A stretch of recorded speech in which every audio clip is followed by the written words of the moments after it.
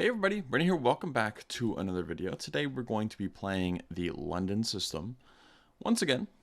So just gotta wait for our opponent to... Oh wait, no, that's us.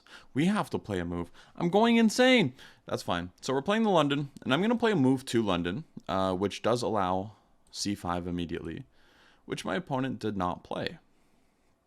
Interesting. So because they played c6, they might still go for queen to b6. And because of that, I'm going to go c3. So if queen b6, I can meet it with queen to b3. a6 is a reasonable move.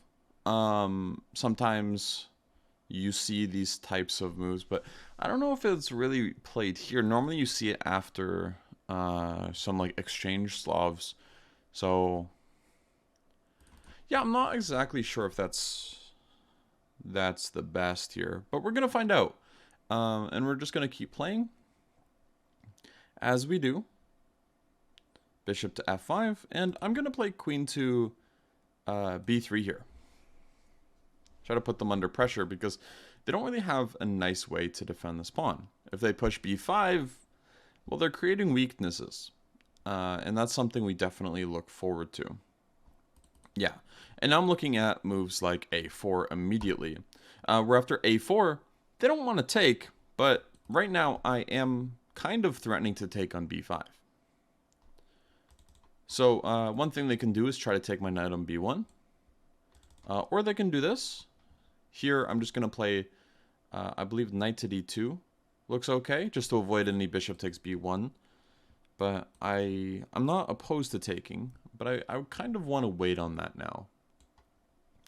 Mainly because the rook is now defended, so we're not really threatening anything like bishop takes b5. But I think we have entered the opening, if we get castles in the next move, comfortably. Then I think we've ended this position. Actually, I'm going to play h3 before castling, so there's no knight h5, so we can always keep our bishop. Because this bishop is quite strong, covering the b8 square. But yeah, I think we got a more than pleasant position. We have things to attack. We don't really have any clear weaknesses, whereas our opponent, it looks like they might. Specifically, this structure here. So, one way we can play on is taking on b5. I'm a little hesitant to do that. Okay, knight to a4, so I have to act fast. So I can either take on b5, which is actually making a lot more sense now. I could also play knight e5, funnily enough. And the idea of knight e5 is actually just because c6 is weak. So if they take a4, I take c6, and I think c6 is much more valuable than a4 is. And even if I go knight e5 and they actually take with the pawn, I don't think I'm too concerned about that. That pawn isn't really the most valuable thing ever. It feels like it will drop within time. Another way I can play this is just by playing a5. If they play knight c4, I'm not really sure how good that is. I can take that. If they take with the b pawn to open up the b file, unfortunately for them, I do cover it just enough so I can go queen a4 and attack c6. So I think that's going to lead me to play a5. My assumption is they're going to play knight to c4. If they back up to d7, then I'm also okay with that. Yeah, so they go to c4 here. I'm going to take. I think taking with the d pawn is actually better than the b pawn. B pawn is the most natural because you're taking towards the center, but I do think it's actually incorrect. If they took with the d pawn, that's very high level actually. And the reason why it's high level is because they're giving themselves this d5 square, and most importantly, they're not giving me any entrances into their position. However, I do still think we have a good position to boot. For example, getting the knight to e5 is a big deal for us, and something we would love to do. We have to be careful. So knight e5, so like knight d5, for example.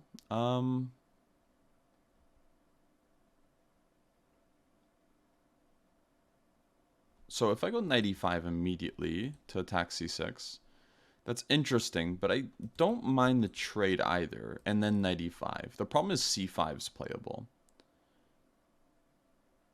I could go bishop to f3. Let's do that. I think this gives us just like a small push. So takes, queen takes, knight e5. I would love to have like b4 played. If we could play b4 and they don't take en passant, then that would be excellent for us. The thing is, it's actually hard to orchestrate some sort of b4 successfully. If we had b4 already played, c5 would not be an option, and then we can follow up with moves like bishop to f3 and target this weak c6 pawn, which would have been really nice. Now it feels a bit strange that they're not doing that. So I think we can take and actually try to play b4 anyways. If they take, then I will take back. They have to take, I think. That's the only reasonable move. If they don't take en passant, then we just have an amazing structure on the queen side where we prevent c5, which is a huge problem for them. And then we can follow up with bishop to f3. We don't even care about bishop d3. I think we can just like ignore it with rook e1 and put pressure on the c6 pawn. Whereas even though they have a nice bishop, yeah, they don't actually have anywhere to attack. So we're going to follow up with bishop to f3. I imagine they're going to play bishop d3, because why not? And I'll play rook e1. I'll actually play g3, bishop g2. I'll fianchetto the bishop, and I'll bring the queen to f3 to put further pressure on the c6 pawn. So all the pawns are still on the board, which is a little unusual. But I think that's still kind of cool, because it'll give us a different position to explore. Pretty much. There's going to be a lot of things for us to consider and worry about as this game goes on.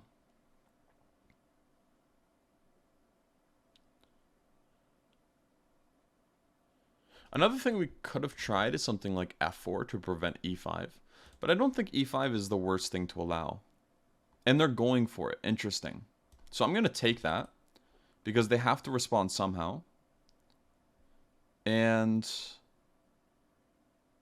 if I go queen d4 to attack the rook, if they trade, I'm extremely happy about this. And if not, then I can actually enter their position. So yeah, queen d4 is interesting, because I'm trying to get the trade to avoid them ever pushing c5 to keep it a weakness. And there's no rook d5, importantly. So the thing is, I would love to take c6 or take and then take c6, but it's not possible. So queen d4 is the next best thing. If they reinforce everything, then I just continue reinforcing myself with either rook f or rook ad1. Rook ad1 is the most logical. And we just keep building pressure. So yeah, here, funnily enough, takes. Then I'll take with the e-pawn. C6 will be weak. They'll go rook e6 most likely. And then I can follow up with just like rook e1. And we can even trade into just bishop versus bishop ending, because I think we have very good winning chances there.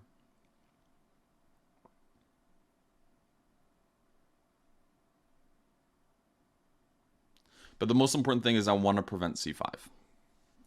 If they get in c5, then they all of a sudden get rid of one of their weaker pawns. Right now, it's a 4 versus 3 on the king side, and it's essentially a 3 versus 3 on this side of the board. However, if they trade, then it's kind of weird that you can see it like this, but it's like a 4 versus 3 on the queen side and a 3 versus 3 on the king side. They have a crippled structure on the queen side, which actually is a detriment to them, because everything on that side is just a weakness. So keeping that in mind is, I think, very, very important. Yeah, so they end up taking. I'm going to take immediately. I could throw in something like g4 to get luft. I don't think that's a bad idea, per se. But I think rook e1 is one of the more solid options.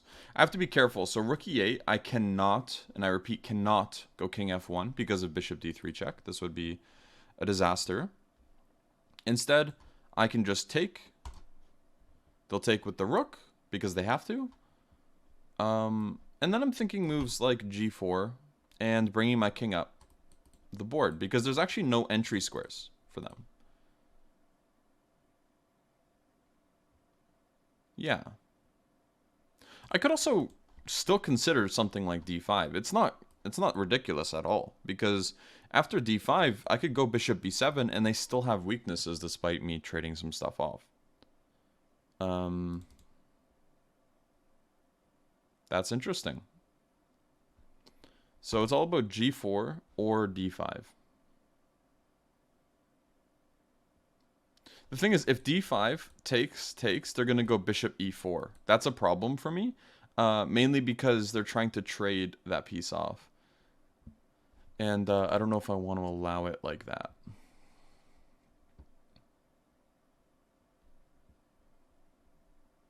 Maybe it's just not enough, though.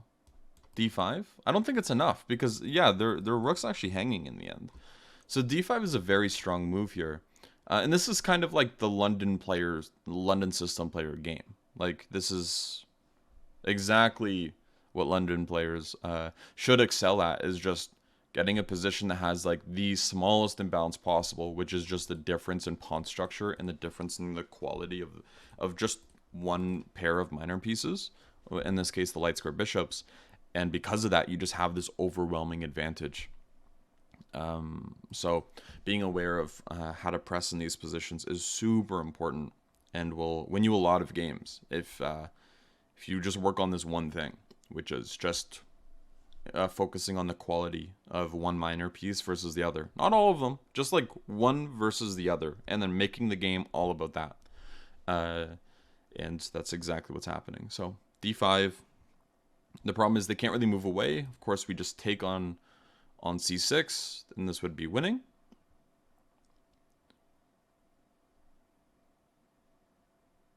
Not really sure what else they can do here. Yeah, so they took. Now I'll attack their rook. And I'll go... Should I go bishop b7, or should I just go like rook e1? Get the open file first. I think both are acceptable. Maybe just bishop b7 is the safe bet right now, because rook d3. I think it's nice that we can actually just play rook to c1 and not even allow any counterplay. But for the time being, we do have ideas here to improve our position. I like g4. And I like somehow trying to add pressure on either this pawn or trying to force their rook to be a little bit more passive. So I'm going to go rook e1. And I'm actually going to say, hey, if you want to capture this pawn, go ahead. But it's not going to do you any good. So now I can go f4. A bit of a tricky move. If they move their king up, then f5 will win.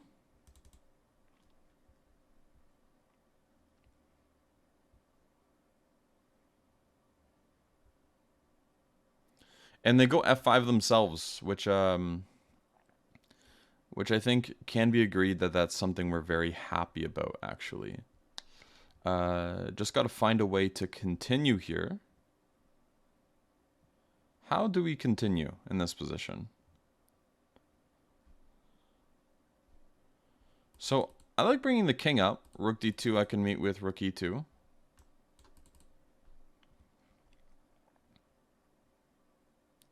Any king and pawn ending, I think, is also winning for us, which is nice. I would love to be able to take, but unfortunately they can take with their king, not their rook. So let's go rook e5. I'm just slow playing things quite a bit. Looking for something like this. Just trying to maneuver slowly.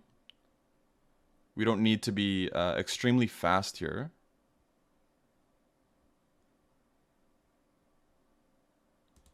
And we're just creating threats pretty much all the time.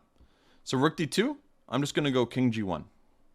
And the important reason why I want to go king g1 there, actually now I can go here, can't I? Rook c6.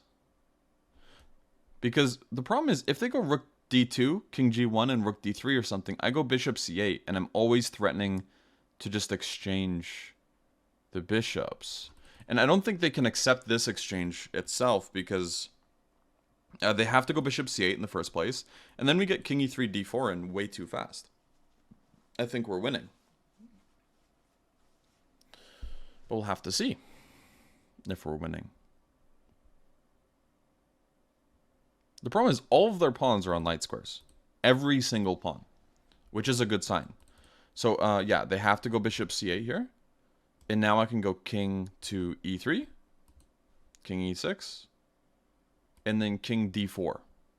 So they can get king d6 in, which is fine, but I don't think that's any good. Because now what we're going to do is we're going to play bishop to d5, and we're just going to run them out of moves. This bishop cannot move. If it moves, we get bishop b7 and we win the game. This king cannot move, because if this king moves, we get either c5 or e5. The pawns can move. This is the only thing that they can do. So if they push h5 or h6, that's fine. And now I think I can get away with this. But you know what? I don't even think I care that much. I would rather actually play this move h4. And I'm trying to fix their pawns on light squares first. Because I'm actually threatening moves like bishop to g8 as well. And if they ever push this pawn, it makes things easier. So let's just say they go h5 or something. Because again, they're almost out of moves. So bishop c8, then I think I can just play g3. And I always have more moves than them, which is very important here. Plus, they're low on time. I could have probably gone bishop b7, king c7, and then takes. I imagine this is definitely winning, but I'm not really too concerned. Yeah, and now they're just letting me in, so I'll take king e5, and I'm just running in. So I could go king d5 as well here. But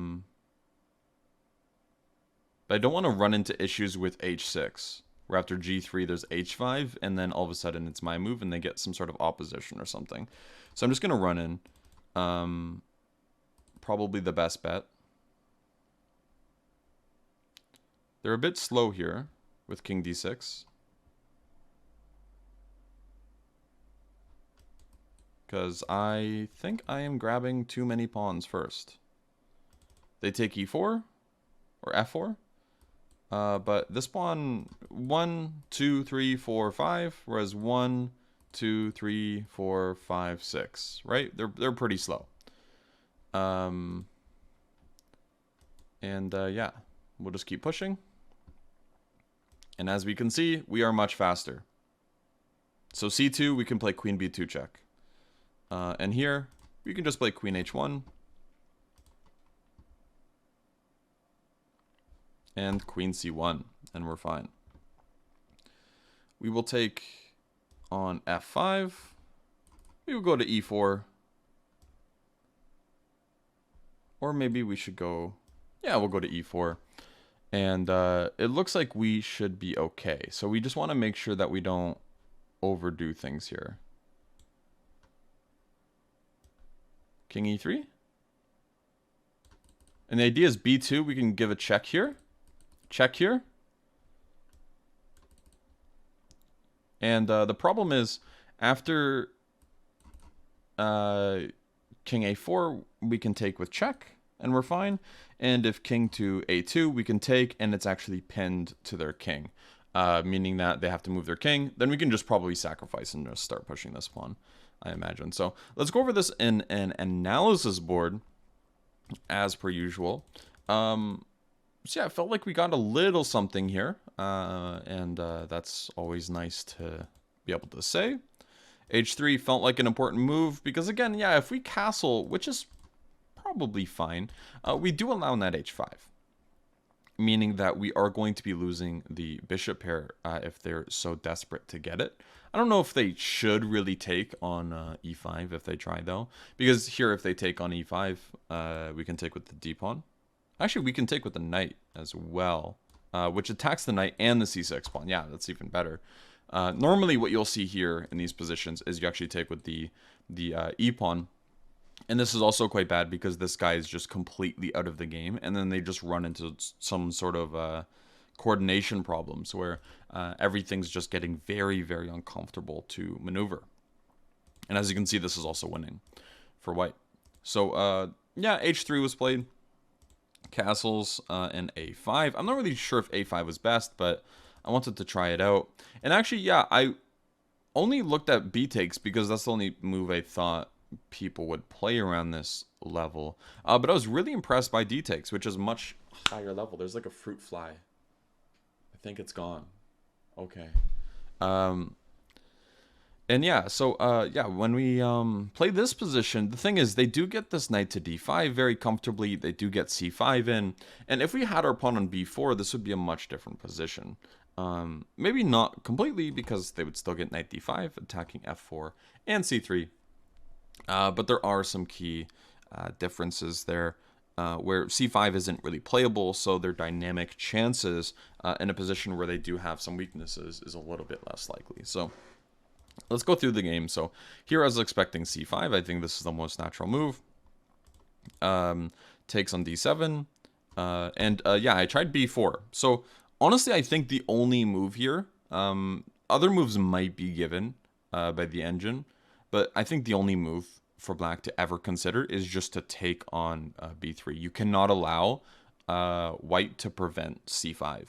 So here, the only move to equalize is taking on passant. There are other moves, f6 as well as rook a to e8, going for e5, but I don't take these seriously whatsoever, mainly because you're going to be left with some weaknesses in the end. So I was talking about how f4 looked interesting, and it turns out this is actually a great move. I ended up just going bishop f3, which allows e5, and actually e4 is good, but I'm not really angry with my choice. Bishop d3 makes the most sense, just to avoid the queen trade. But yeah, here, originally I was thinking of taking on d7, but I didn't like how, after taking on d7, they're defending c6. So I thought this move, queen d4, was a little bit better. It turns out that's not correct. So we should actually take on d7, go rook f d1, and there's actually just a ton of problems here with c6 being defendable, because you can play moves like rook to e7, but then you get met with rook to d6, and you can never really play rook d8 because we can actually just take on c6 anyways here. Bam. So that's a problem. But okay, yeah, queen d4 was also fine. Gives us a slight advantage after e takes, rook e6, and again, important, king f1 is not a good move. Bishop d3 check would win the game. So we take. And yeah, I thought d5 was actually quite interesting because although there is a weakness on c6 that's directly able to be attacked, and we can wait for a little bit if we want to, I think it is actually reasonable to play d5, which is the top move, mainly because after d5, we're just switching weaknesses, essentially. This isn't really a weakness quite yet because it's hard to get our bishop to b7. After d5, we can get our bishop to b7, and we kind of have to open up a file for our rook. Our rook isn't really doing anything, and if we slow play it, they might play something like bishop to e4, and it might be too late. So that's kind of my reasoning behind the move d5. So rook d6, bishop b7, king f8, rook e1. We could have also done the other move order too of rook e1 first, king f8, and then bishop to b7. There's not really a difference. So king f8, rook e1, bishop e6, and yeah, I tried f4. Rook e5 is also good. f4 does create some weaknesses, to be fair. But I wasn't too upset about that. So rook c5, rook e5, rook c5. And I thought their best chance was just to go for some counterplay with like rook d2 check, rook d3. But yeah, after king f6, it's actually just over after rook c6. Everything's going to start dropping, and this ending is just completely winning. So I would say if you are under like 1700, take this position here and play it out with a friend or something, or against the computer, and try to win it. So this position might be difficult to win if you don't know some specific ideas. Of course, bishop c8. The most important part is our bishop's better and our king is better. And just from these two things alone, you don't really have to calculate too in depth to know that white's just winning, especially if they get their king to d4, which I think is really important here. It's not a necessity though. But after the king gets to d4 and then we play bishop to d5, it's just over. There's nothing to do. So one thing that could have been tried or played here was bishop b7. And if bishop c6, we actually can just exchange on c6 instead of going into complications with bishop takes g2. But we can also take on a6 because we actually are just much faster with all of our pawns. These pawns take a long time to get rolling, whereas our pawns are already close to the finish line. We can follow up with something like bishop d5 and we're just winning. So that's one thought process. I tried h4. I was just getting my pawns on light squares because one of my favorite things to do is if a position's just completely winning, just restrict your opponent's counterplay. So like obviously taking these two pawns, white's gonna win, but why let them take if that offers them even the slightest amount of hope? You want your opponent to resign as fast as possible. So if you take away all of their active options, then, well, you know, they're gonna resign. So bishop c6, and again, now we take, and this king and pawn ending is just completely winning. It sure technically should be calculated, but with just a little bit of intuition, it's pretty obvious that it should be fine. F5 was actually okay here, but I thought just king e3 was good enough with the idea that after b2, we have queen d2 check, king b3, queen d3 check, and then after king a2, we can actually just take on c2, and b2 is pinned. So king a3 or king a1, we could just take on b2, or we can just ignore it and just go f5 anyways because they promote, we take, and well, obviously this is winning. That's going to cover it for this game. Again, just make sure you consider the quality of your pieces. Generally, your light squared bishop is going to be your best minor piece, despite your bishop on f4 in the London being on a very active square. You're going to be putting a lot of your pawns on dark squares, which means that you really want to be careful about what you do with your light square bishop. You also want to pay attention to theirs. If their bishop, their light square bishop, stays on the board for a while, then it could actually run into some problems, even if it's active. Same thing with your dark square bishop. You never know. The hope is, again, if you play moves like h3, then it's not going to run into problems of being attacked, but be wary of it just kind of like looking at open space and not really doing anything, like looking at specific targets, as our light square bishop was able to do in this game. So that's going to cover it. Thank you guys for watching, and have a good one. All right, bye-bye.